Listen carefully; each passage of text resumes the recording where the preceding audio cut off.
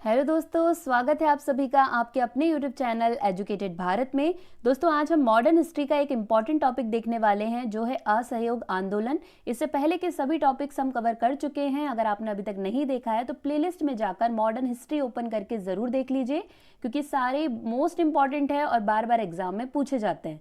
तो आज का हमारा टॉपिक है असहयोग आंदोलन, जिससे रिलेटेड क्वेश्चंस एग्जाम में बहुत पूछे जाते हैं। तो प्लीज़ वीडियो को एंड तक ज़रूर देखिएगा। वीडियो पसंद आए तो लाइक ज़रूर कीजिएगा, इसे ज़्यादा से ज़्यादा शेयर कर दीजिएगा। और दोस्तों, अगर अभी तक चैनल को सब्सक्राइब नहीं किया है तो प्लीज़ चैनल को सब्सक्राइब जरूर कर लीजिए और बेल आइकन जरूर प्रेस करिए, ताकि आगे भी आपको ऐसे ही इंपॉर्टेंट वीडियोस मिलते रहे। इस वीडियो का PDF आपको हमारे टेलीग्राम चैनल पर मिल जाएगा, लिंक डिस्क्रिप्शन में दिया हुआ है, वहां से टेलीग्राम चैनल को ज्वाइन कर लीजिए। चलिए स्टार्ट करते हैं। फर्स्ट क्वेश्चन है, असहयोग आंदोलन कब प्रारंभ हुआ? Most important question. Correct answer यहाँ पे इसका हो जाएगा ए, 1 अगस्त 1920 को असहयोग आंदोलन प्रारंभ हुआ। देखिए, जो नॉन कॉर्पोरेशन मूवमेंट है या असहयोग आंदोलन है, ये क्यों प्रारंभ हुआ, इसके प्रारंभ होने का मेन रीजन क्या था, सबसे पहले हमको ये जानना है। देखिए, इससे पहले का जो वीडियो था वो हमने पढ़ा था जलियांवाला बाग 1919। तो क्या जलियांवाला बाग सिर्फ होना इसका रीजन रहा है कि असहयोग आंदोलन चला दिया गया? नहीं दोस्तों, कभी भी देखिए, अगर कोई मूवमेंट हो रहा है, कोई आंदोलन हो रहा है और इतने बड़े स्तर पर हो रहा है, तो उसके पीछे सिर्फ एक कारण नहीं हो सकता। तो ये जो असहयोग आंदोलन हुआ था, स्टार्ट हुआ था, इसके पीछे बहुत सारे कारण थे।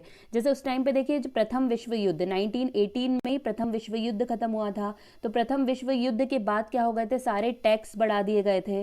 फिर किसानों को नील की खेती के लिए मजबूर किया जाता था, कपास की खेती के लिए, तंबाकू की खेती के लिए उन्हें बाध्य किया जाता था। फिर उसके बाद 1919 का रॉलेट एक्ट आता है, फिर उसी के खिलाफ जलियांवाला बाग हत्याकांड भी होता है, फिर उसके बाद खिलाफत आंदोलन भी होता है। ऐसे कई सारे रीजन के बाद एक आंदोलन स्टार्ट हुआ, जिसे हम असहयोग आंदोलन या नॉन कॉर्पोरेशन मूवमेंट के नाम से जानते हैं। और ये कब से स्टार्ट हुआ है? तो 1 अगस्त 1920 से ये स्टार्ट हुआ था। नेक्स्ट, भारतीय राष्ट्रीय कांग्रेस के किस अधिवेशन में असहयोग आंदोलन पारित हुआ? मोस्ट इंपॉर्टेंट है। देखिए, करेक्ट आंसर यहाँ पे क्या हो जाएगा, बी, कलकत्ता अधिवेशन में। ठीक है, भारतीय राष्ट्रीय कांग्रेस के कौन से अधिवेशन में? तो कलकत्ता अधिवेशन में ये डिसाइड हुआ था कि क्या किया जाएगा, असहयोग आंदोलन किया जाएगा। अब देखिए, जो असहयोग आंदोलन है, ठीक है, असहयोग आंदोलन है, तो इसमें क्या करना था? असहयोग करने का क्या मतलब, नॉन कॉर्पोरेशन का क्या मतलब? तो यहाँ पे क्या क्या चीजें हुई थी, जैसे जो वहाँ की सरकार थी, मतलब जो ब्रिटिश सरकार थी, उसे असहयोग किया जाएगा। हर कार्य में उसे क्या कीजिए, असहयोग कीजिए, ऐसा कहा गया था इस मूवमेंट में।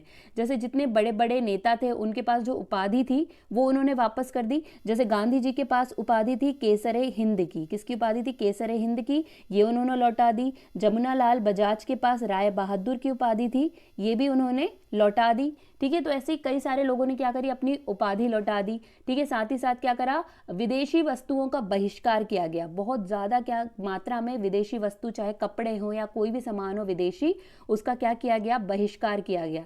सरकारी स्कूल कॉलेज का बहिष्कार किया गया कि हम ब्रिटिश के स्कूल या कॉलेज में नहीं पढ़ना है। ठीक है, वकीलों द्वारा जो ब्रिटिश न्याय व्यवस्था है उसका बहिष्कार किया गया। मतलब ओवरऑल कहना ये चाहते थे कि जो ब्रिटिश सरकार है उसका असहयोग करना हर फील्ड में। मतलब हर फील्ड में आप जहां भी हैं, चाहे आप स्कूल में पढ़ रहे हैं या फिर आप वकील हैं, ठीक है, तो आपको क्या करना है, न्याय व्यवस्था का बहिष्कार करना है। अगर आप एक आम इंसान है तो आपको विदेशी वस्तु का बहिष्कार करना है। अगर आपके पास ब्रिटिश की दी हुई कोई उपाधि है तो आपको उसे त्याग देना है। ऐसे करके क्या करना था, असहयोग करना था। तो यही है हमारा असहयोग आंदोलन, जो कलकत्ता अधिवेशन में पारित हुआ था। असहयोग आंदोलन में सर्वप्रथम किसे गिरफ्तार किया गया?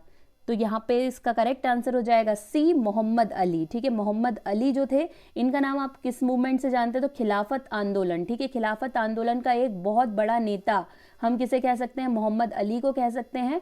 और जब असहयोग आंदोलन में इन्होंने बढ़ चढ़कर भाग लिया था और सबसे पहले जो इन्हें गिरफ्तार किया गया था वो मोहम्मद अली ही थे। नेक्स्ट, भारतीय राष्ट्रीय कांग्रेस द्वारा किसकी अध्यक्षता में असहयोग आंदोलन को पारित किया गया? यहाँ पर इसका करेक्ट आंसर हो जाएगा सी, लाला लाजपत राय। ठीक है, किसकी असहयोग आंदोलन को किसकी अध्यक्षता में पारित किया गया? तो सही आंसर क्या हो जाएगा, लाला लाजपत राय। ठीक है, यहाँ पे छोटे छोटे क्वेश्चंस जो पूछे जाते हैं मैंने वैसी के वैसी मेंशन कर दिए कि अगर आपको समझाना भी ना पड़े तो भी आपको अच्छी तरीके से समझ में आ जाए कि एक एक क्वेश्चंस का क्या आंसर है, ताकि आप बहुत आसानी से इस पूरे टॉपिक को समझ सके। तो क्या सही आंसर हो जाएगा, देखिए कहाँ पे पारित हुआ, कौन से सेशन में या कौन सा अधिवेशन था कांग्रेस का, तो करेक्ट आंसर हो जाएगा कलकत्ता अधिवेशन। लेकिन जब पूछेगा किसकी अध्यक्षता में, तो सही आंसर क्या हो जाएगा, लाला लाजपत राय की अध्यक्षता में। नेक्स्ट, 1920 में कांग्रेस के नागपुर अधिवेशन में किसने असहयोग आंदोलन प्रस्तुत किया था? ठीक है, नागपुर अधिवेशन जो हुआ था वो दिसंबर 1920 में हुआ था।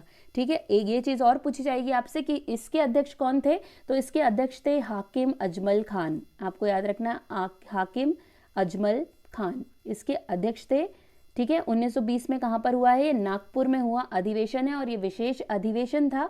ठीक है, इसी में असहयोग आंदोलन प्रस्ताव, जो इसका प्रस्ताव था उसे प्रस्तुत किया गया था कि क्या होगा आगे, क्या करेंगे, कैसे करेंगे, ये सारी चीजें। और इसी में बोला गया था कि प्रार्थना विरोध याचिका से हटकर अहिंसात्मक तरीके से विरोध करा जाएगा, किसके लिए, स्वराज प्राप्ति के लिए। ठीक है, और यही वो अधिवेशन था जिसमें मोहम्मद अली जिन्ना कांग्रेस से अलग हो गए थे। नेक्स्ट, राजनीतिक शक्ति प्राप्त करने के लिए गांधी जी ने कौन सा आंदोलन किया? तो करेक्ट आंसर यहाँ पे क्या हो जाएगा, सी, असहयोग आंदोलन। राजनीतिक शक्ति प्राप्त करने के लिए असहयोग आंदोलन का सहारा लिया था किसने, महात्मा गांधी ने। असहयोग आंदोलन के दौरान निम्नलिखित में से किसने विदेशी वस्त्रों को जलाए जाने को अविवेकी बर्बादी कहा है?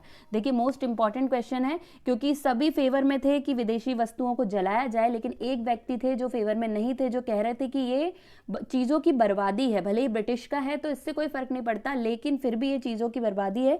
ये बोला था बी, रविंद्रनाथ टैगोर। ठीक है, बी ऑप्शन सही हो जाएगा, रविंद्रनाथ टैगोर, जिनके द्वारा बोला गया था कि जो विदेशी वस्त्रों को जलाए जाना अविवेकी बर्बादी है, कि भले किसी का भी सामान जल रहा हो लेकिन ये एक तरीके से चीज़ों की बर्बादी होना है। तो ये क्वेश्चन बहुत एग्जाम में पूछा जाता है, मोस्ट इंपॉर्टेंट है, आपको इसे याद रखना है। नेक्स्ट,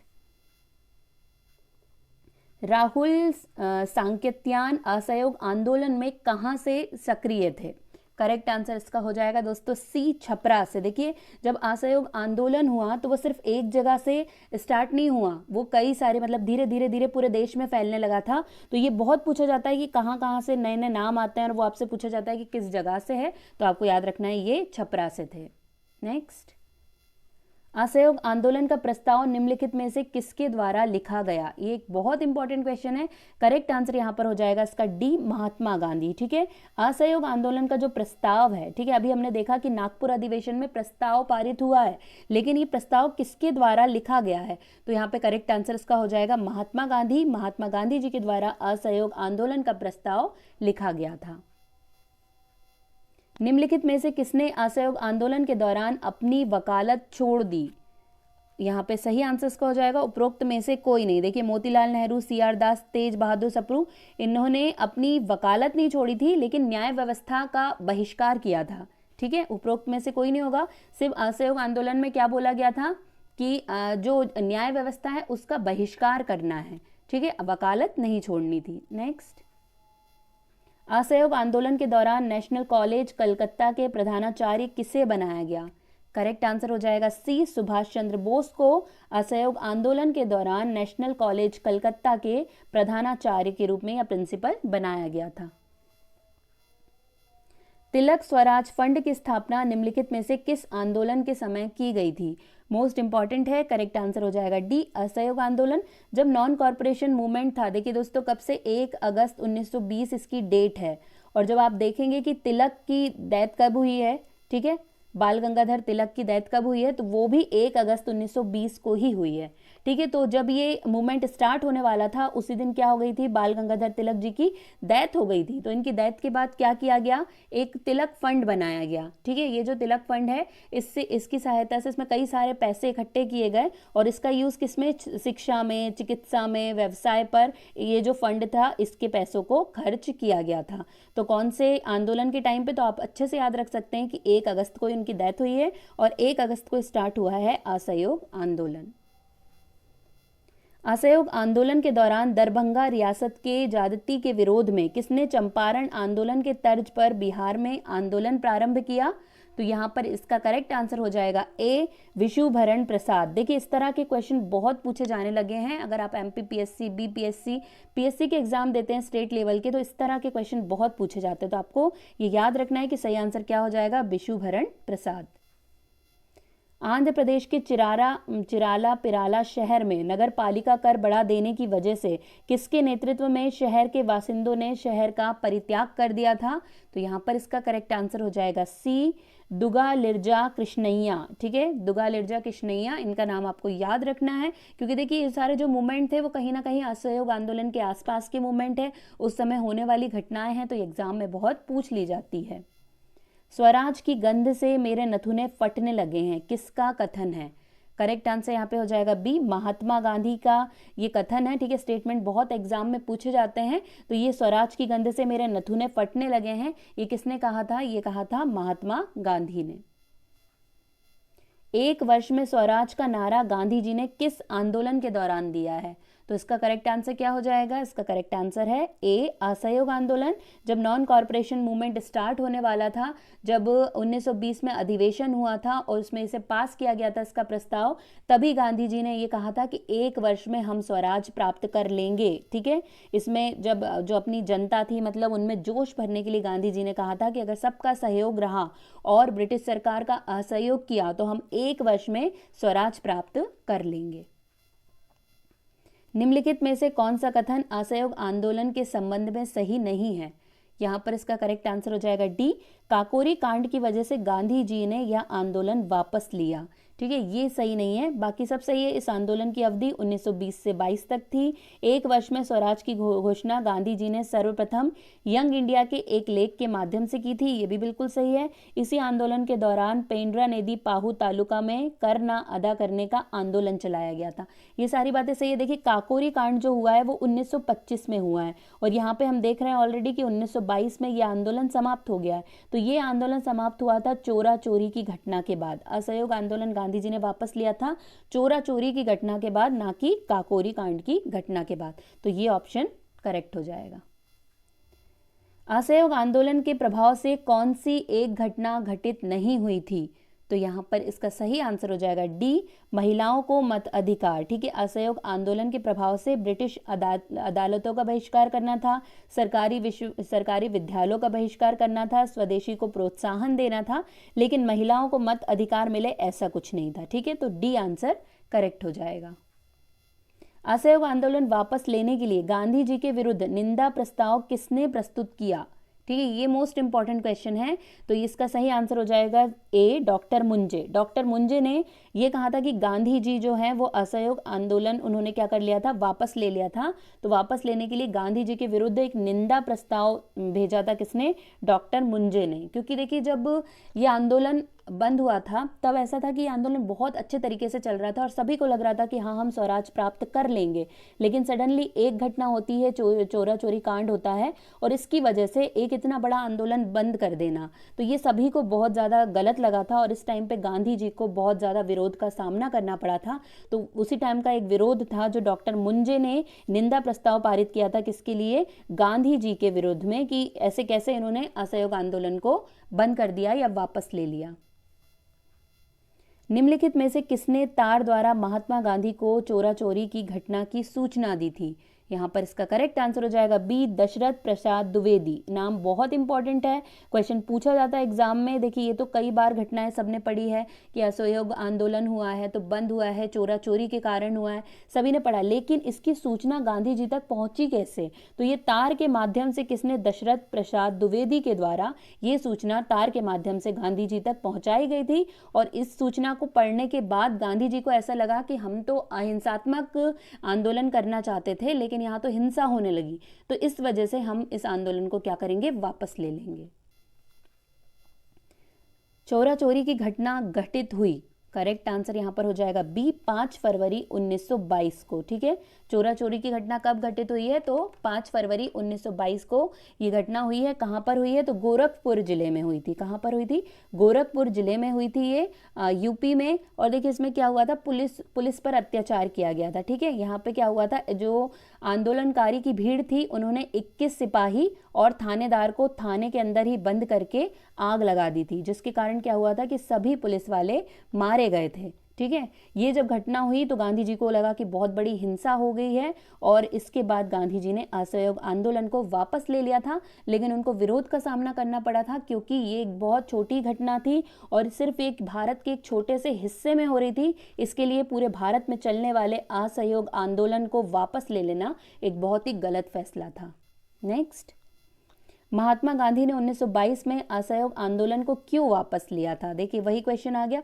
करेक्ट आंसर क्या हो जाएगा? तो सी, चोरा चोरी नरसंहार हो गया था। ठीक है, 21 सिपाही और थानेदार को बंद करके आग लगा दी थी, थाने में ही बंद करके आग लगा दिया गया। तो यही वो रीजन है जिसके कारण गांधी जी ने क्या करा था? असहयोग आंदोलन को वापस ले लिया था। महात्मा गांधी ने किस तिथि को असहयोग आंदोलन को वापस ले लिया?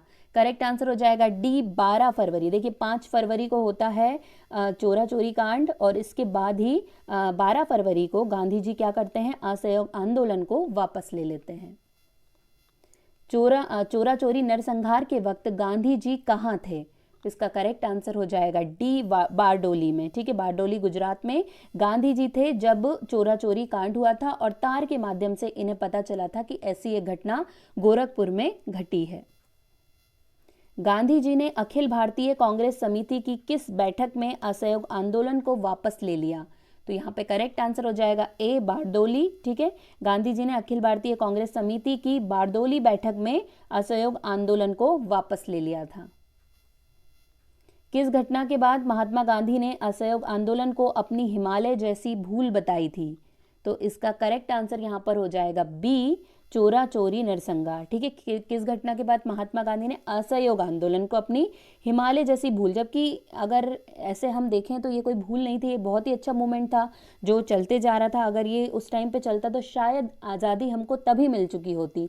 मतलब इतने अच्छे तरीके से ये आंदोलन चल रहा था, ब्रिटिश पर इतना ज़्यादा प्रेशर बन गया था कि हो सकता था कि उसी टाइम पे हमको आज़ादी मिल जाती। लेकिन गांधी जी ने क्योंकि एक छोटे से मूवमेंट के कारण, मूवमेंट नहीं कहेंगे, एक छोटी सी घटना के कारण इसे बंद कर दिया। लेकिन उस टाइम पे क्योंकि गांधी जी बहुत ज़्यादा अहिंसा प्रिय थे, तो उन्हें ऐसा लगा कि कहीं भी छोटी भी अगर हिंसा हुई भी है, थोड़े भी लोगों को मारा है, तो ये बहुत बड़ी बात है। जबकि गांधी जी को ये देखना था कि कितने सारे इंडियंस ऑलरेडी मारे गए हैं ब्रिटिशर्स के द्वारा, तो उस हिसाब से ये छोटी घटना थी। लेकिन उस टाइम पे जो गांधी जी को सही लगा, बस वही हम अभी पढ़ रहे हैं। नेक्स्ट, असहयोग आंदोलन की सही उपलब्धि क्या रही? करेक्ट आंसर यहाँ पर इसका हो जाएगा सी, लोगों के मस्तिष्क से अंग्रेजी भय निकल गया। ठीक है, असहयोग आंदोलन की सही उपलब्धि सबसे ज़्यादा ये रही कि आंदोलन इतने अच्छे से एक्टिव हो गया था, इतने अच्छे तरीके से चल रहा था, ब्रिटिशर्स पे प्रेशर भी था, तो इस कारण जो ब्रिटिशर्स का एक डर था भारतीय लोगों के दिल में, वो इस आंदोलन के बाद से निकल गया था। असहयोग आंदोलन के दौरान किसने पटना कॉलेज छोड़ दिया? करेक्ट आंसर यहाँ पर हो जाएगा ए, जयप्रकाश नारायण ने असहयोग आंदोलन के दौरान पटना कॉलेज छोड़ दिया था। असहयोग आंदोलन की समाप्ति के पश्चात महात्मा गांधी को जज ब्रूमफील्ड के द्वारा कितने वर्षों की सजा सुनाई गई थी? ये भी मोस्ट इंपॉर्टेंट है। यहाँ पे इसका करेक्ट आंसर क्या हो जाएगा? तो करेक्ट आंसर है इसका डी, 6 वर्ष के लिए। ठीक है, 6 वर्ष के लिए इनको सजा सुनाई गई थी, लेकिन पूरे 6 वर्ष ये बीमार हो गए थे, इसलिए पूरे 6 वर्ष तक अंदर नहीं रहे थे। ये 1924 में बाहर आ गए थे जेल से। नेक्स्ट, वर्ष 1920 में पंजाब में अकाली आंदोलन हुआ था।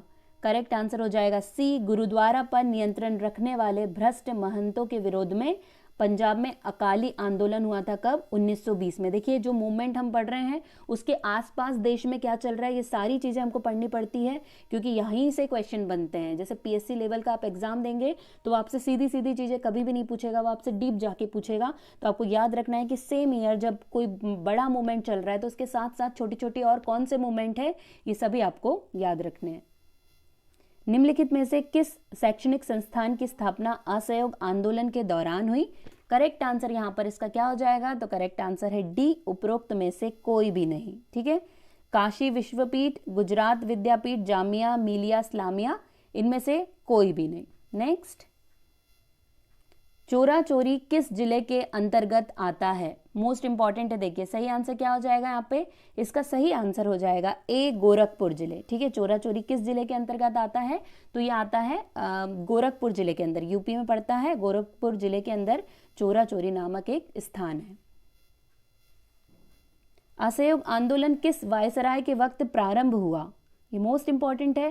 करेक्ट आंसर क्या हो जाएगा यहाँ पे? D, Lord Chelmsford. ठीक है, असहयोग आंदोलन का जो टाइम था, ठीक है, 1920 का, तो ये टाइम किसका चल रहा था? लॉर्ड चेम्सफोर्ड का।